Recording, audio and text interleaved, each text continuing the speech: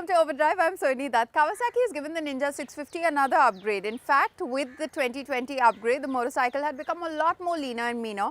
And now with the 2023 upgrade, the motorcycle tends to be a lot more safer. But does that make it a complete package? Rohit will tell us more. Let's begin with a backstory. This area is called Lavasa, one of the most favorite destinations for motorcyclists in Pune, the district where Kawasaki India assembles their motorcycles. The first big bike that they assembled in Pune was the Ninja 650, a motorcycle that taught me never to buy vehicles without test riding them. That was back in 2011. I bought that bike looking at the spec sheet, and that was instant regret.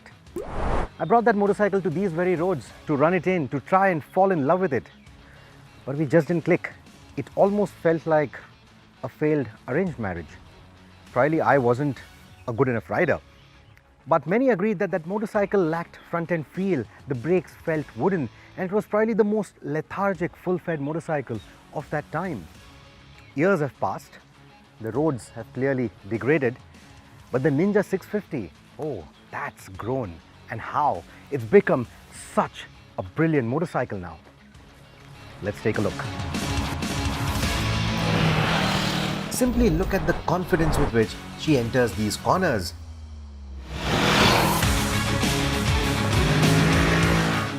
I remember how the 2011 model had me scared about washing out the front end under braking or not being able to flick from one side to another for the switchbacks. Especially this particular corner.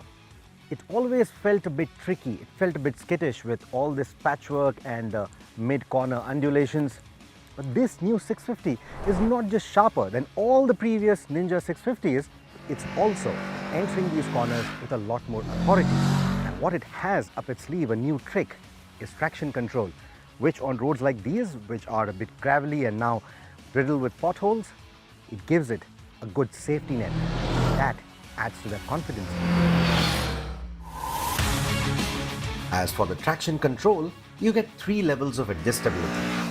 A very alert level 2, a mild level 1, or no traction control at all. Even on level 2 of the traction control system, it doesn't feel too intrusive, unless of course you are coming over a speed hump or riding on a rumble strip. That is where you can feel the traction control working. You can also feel it in the way it delivers power or cuts power. Otherwise, when you're riding, sport riding, going around twisties, it doesn't feel intrusive at all. Even on the ruts and joints, it's not too overbearing, so it doesn't really kill the riding fun, and that's a very good thing. In fact, I think traction control was the only missing piece of the puzzle on the Ninja 650, and now with the inclusion of it, I think the package seems complete.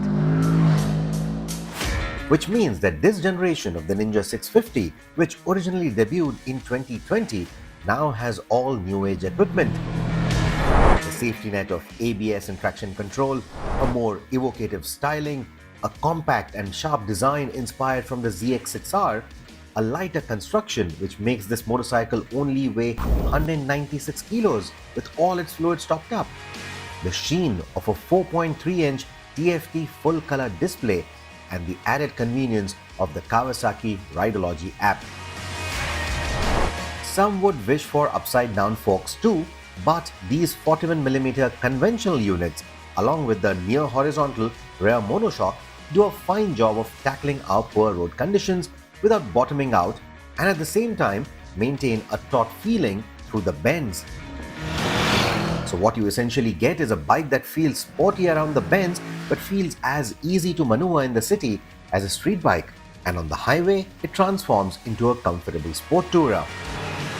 Even the brakes see a vast improvement over all the previous generations of the Ninja 650. Of course, the front lever feel, it's a bit too spongy for my liking, but the bite is quite predictable, it's quite progressive, and that is what I like.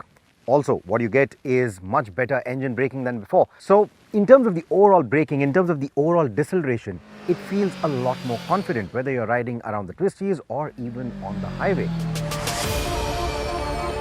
The 649cc parallel twin from Kawasaki is one of the sweetest middleweight engines that you can bet your money on. And it isn't hard to see why it does duty in everything from this Ninja to a street naked, an adventure tourer, and even a cruiser. Now in terms of the power delivery, how the power feels to you as a rider, It slots in between the Ninja 400 and the big ZX6R. Of course, compared to the 400 or the 6R, this is actually more comfortable because it gives you a lot more room. So if you are someone like me with a larger frame, it will give you more room to move around compared to a Ninja 400. But at the same time, it doesn't feel as big as the ZX6R, which may or may not be to someone's liking. At the same time, it doesn't feel as aggressive, as committed as the 6R.